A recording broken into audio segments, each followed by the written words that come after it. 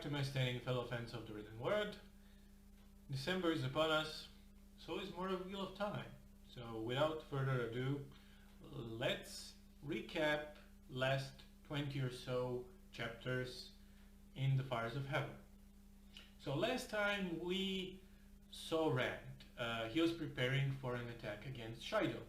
And Shido, as we know, were the rebel tribe led by a very annoying person by the name of Couladin, who was just plumaging and raiding the Western lands, the Wetlanders, as they call them. So Rand was planning an attack against them, and he gathered his clan chiefs around him to plan out this attack. But lo and behold, Matt, after looking at the map for like a first glance, has an instant plan, a brilliant plan in his head, and he, well, reveals this plan, and immediately after this fact, he just wants to bugger off to the opposite side of where the battle is, because Matt is this, well, he's like, I wouldn't call it a Greek, a character from a Greek tragedy, but maybe he is a character of a Greek tragedy who is in a farce, because he is someone who desperately doesn't want to be a main character or one of the main characters. So by going the opposite way, he's actually playing into the hands of the fate or the wheel. So he decides to leave, and he does leave. He goes south, and he takes pity on a group of soldiers that are going right into the Aiel ambush. So he tries to warn them, but as fate would have it, he actually ends up leading them through the battle, and also defeating Couladin, whoops, by himself. And meanwhile, while the battle is commencing, other Aiel, the ones that have not agreed to follow Rand at the end of the last book, they are observing. So they're not participating in the fight against Shido, but they're observing. So the battle starts. Rand uses one power to influence the battle, to, well, use it against the opponent, and he's held by two people. One of them, which is a no-brainer, he is held by Avienda, his beloved, at least for a time, and she's not an Aes Sedai, but he is also actively helped by Egwene, which is weird because, well, that's not something that Aes Sedai do. They do not use one power against people. It's a taboo, it's forbidden. But Egwene is so dedicated to the cause that she does it, and she gets hurt. And we also have an interference of some kind, so probably Samael. But to cut the long story short, Shido are driven off from the cairn, and Rand is super tired, super exhausted, but on the other side, well, on the positive side, the other Aiel who have been watching all of this play out, who are apart from the Shido, they see this and they actually decide to join Rand. They send their wise ones to discuss kind of the matter of joining forces with him, of recognizing him as Karkarn. And so Rand afterwards enters the city, the cairn, and of course, well, not of course, they could have done it differently, but wisely, lords of the city swear loyalty to him. And that's that. But what happens next is the plot kind of kicks into the fifth gear. So Matt, he overhears rumors of Morghese dying from the hand of Raven, who, well, of course we know, presented himself as Lord Gabriel, court lord who becomes her lover. So he's furious, understandably, because not only Queen Morghese is mother of someone who's very important to him, Elaine, she is also an important figure geopolitically. So having this entire region destabilized, and this is me just making a conjecture, but there are many reasons for which Rand would be upset with this development. So he decides to kill Raven. And off he goes, but before that, him and Moiraine have an encounter with Lanfear. And Lanfear pounces on him because she finds out from Cadere, which we know is a dark friend, that Rand slept with Aviendha. So she goes berserk, and she goes just ballistic. Kills Cadere, attacks Aviendha and Egwene. Rand saves them, and then she decides to channel, no pun intended, her rage towards Rand and try to kill him, because he says that he will never ever choose her. And of course Rand, in all of his grand willpower, is still a backwards guy, and he has Lanfear cornered but can't bring himself to do this. So Moiraine then pulls a complete bonkers move, a Rambo move, where she pushes her and Lanfear through the doorway into the world of Elfin, which I cannot recall, is it the Fox people or the Lizard people? But what this results in is it sort of breaks down her connection, Moraine's connection, to her warder, Lan. So Lan then feels this and is compelled to go east. And off he goes. But then, after all of this excitement quiets down, Rand reads the letter from Moiraine, and he sees that Moiraine predicted more or less all of it. Now, did she predict the exact play-by-play plot points? I don't think so, but she predicted an outcome. So later then, Matt is attacked by Melindra, because apparently, surprise surprise, she's a dark friend. And he is forced, well, it was self-defense really, to kill her.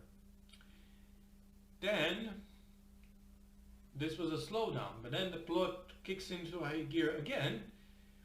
Later that day, Rand takes Matt, Aviendha and Asmodean, along with a small group of Aiel, to Caemlyn, but without Egwene. So, using one power, he teleports there, and they're immediately jumped by Raven. And something shocking happens. Raven kills Matt and Aviendha and Asmodean, but we do not care about Asmodean, but they're dead. So Rand is, of course, angry. How he could not be angry? And Raven escapes into the world of dreams, so Rand follows him there. There in the world of dreams, but they have entered in the flesh. And Rand, unlike the character from the previous book, I cannot recall, but the one, the killer, the hunter, whatever his nickname was, the guy who could enter the world of dreams in flesh, but who could not channel, Rand can channel inside of it, and he kills Raven with balefire. So when he enters through the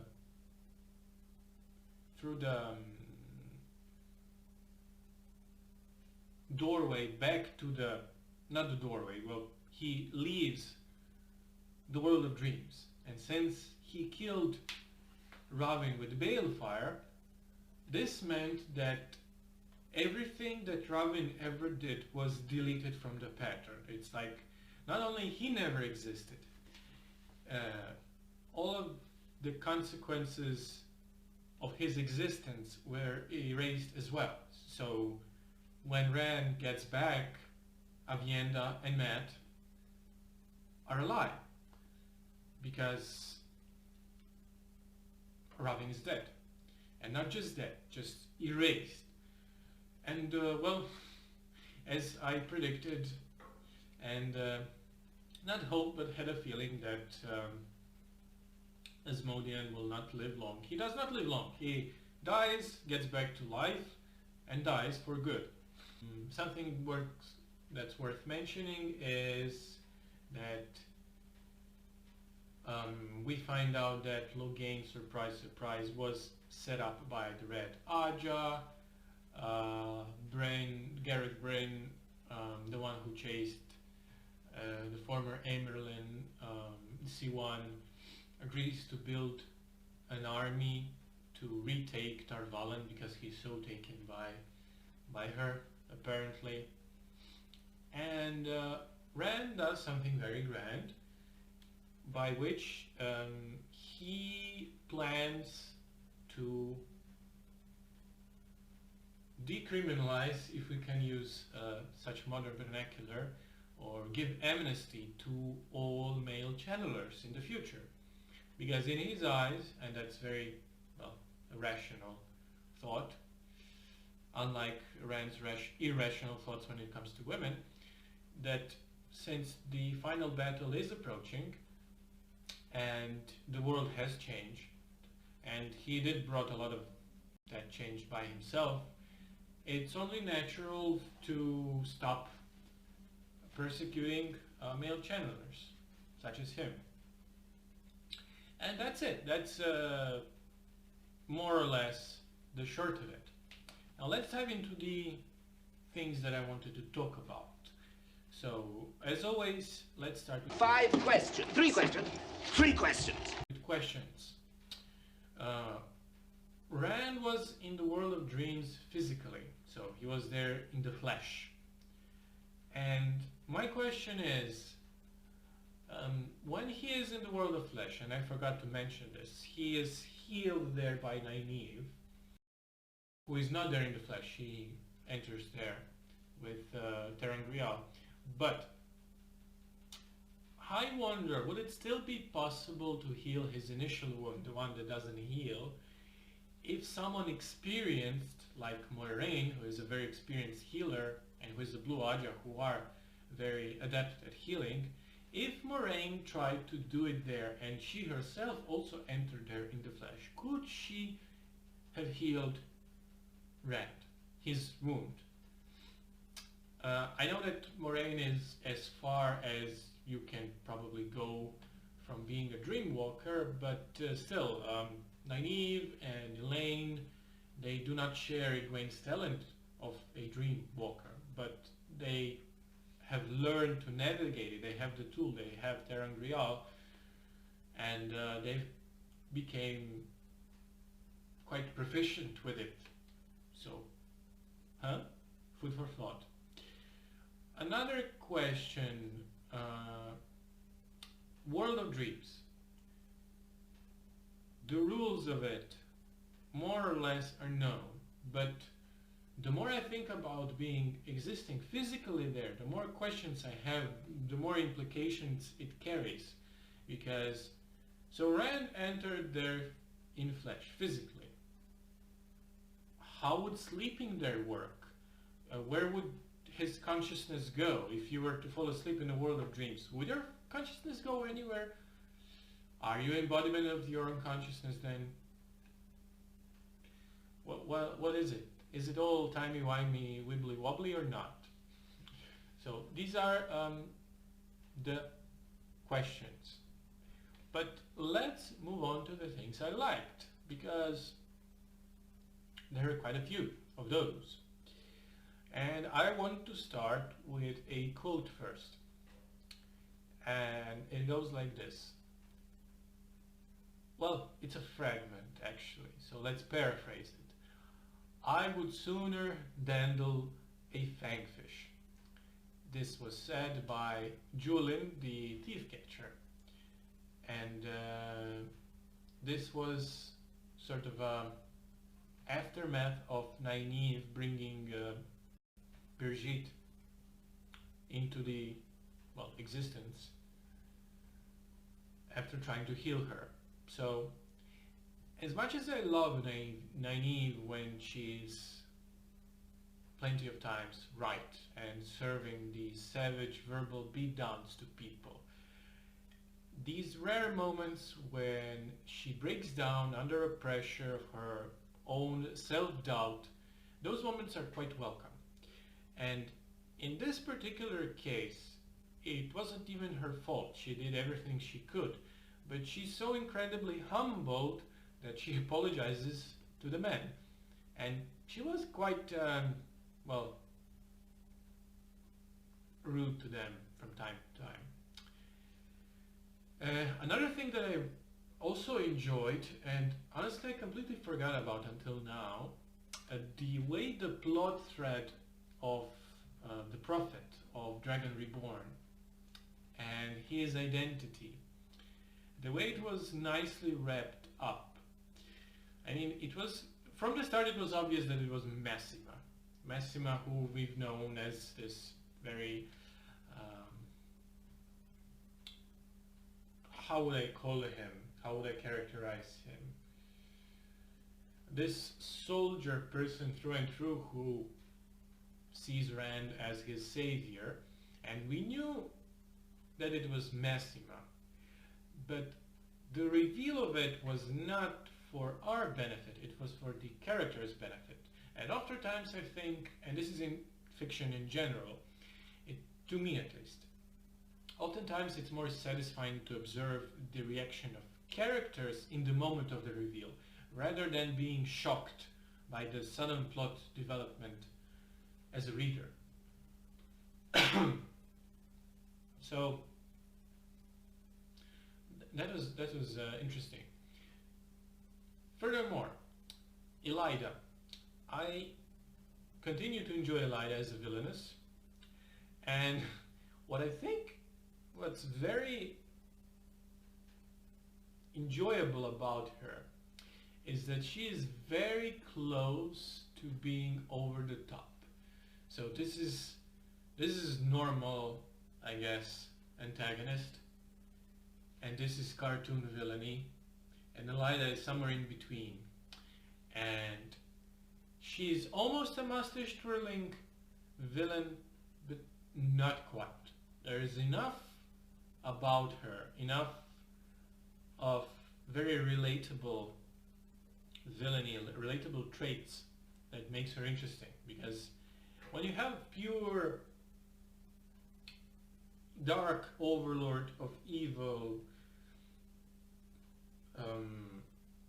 figure as an antagonist, it's often too abstract. There's nothing to this figure. They don't have much character to them because they're more like a force of nature, an element. And here we have a person who is very much like Leandrin, who is power hungry, ambitious, not evil in her own mind, doesn't see herself as a villain.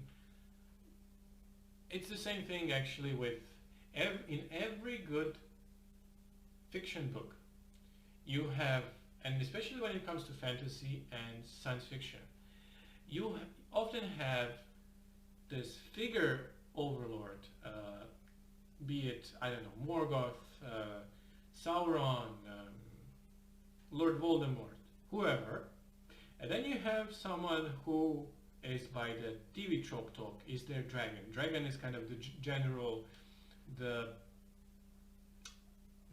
villain behind the villain. Someone who is lower in stature but equally evil.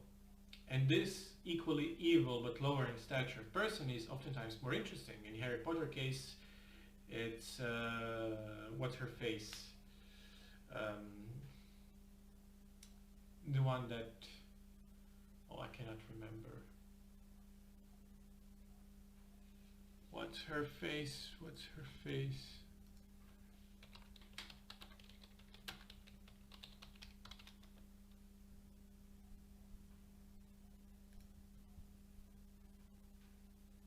What's her face?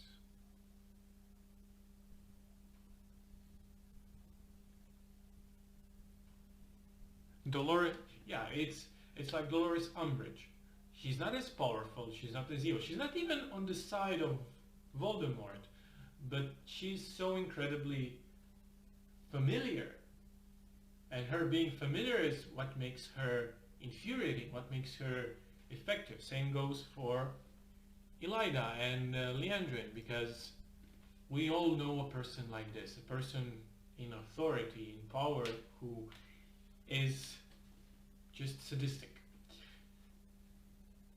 And last thing that I wanted to add, something that I enjoyed, is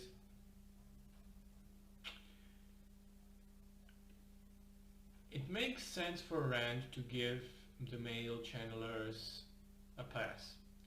And this is something I was hoping for, and it finally happened. And it made all kinds of sense, really.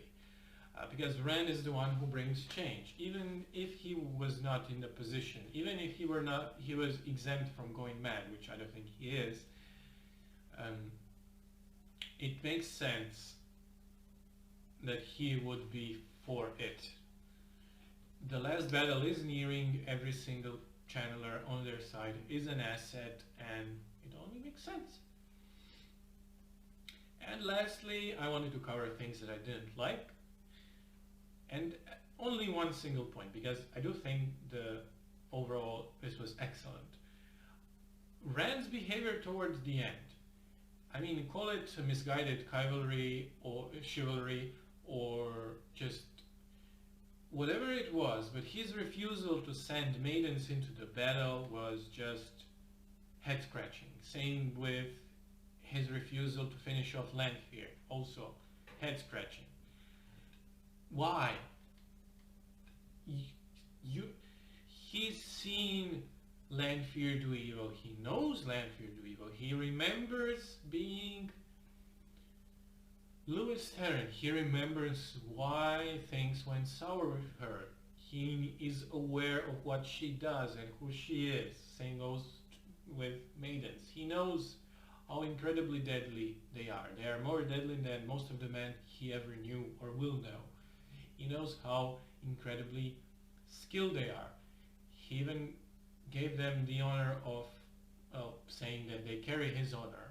All of this, and then it's just walking the walk but not, or rather in reverse, talking the talk but not fully walking the walk, walking every other step. I don't know how to call it. But yeah, that would be it. I will skip predictions because I will be reviewing the whole book, and I will try to predict what will happen in the Lords of Chaos later. But for now, thank you for watching. You good guys, gals and others are always welcome in my setting, and see you next time. And as a PS, thank you Ethan for your continuous support on Patreon. It's very appreciated, and I hope all of you have a nice whatever part of the day you're watching this, and bye bye.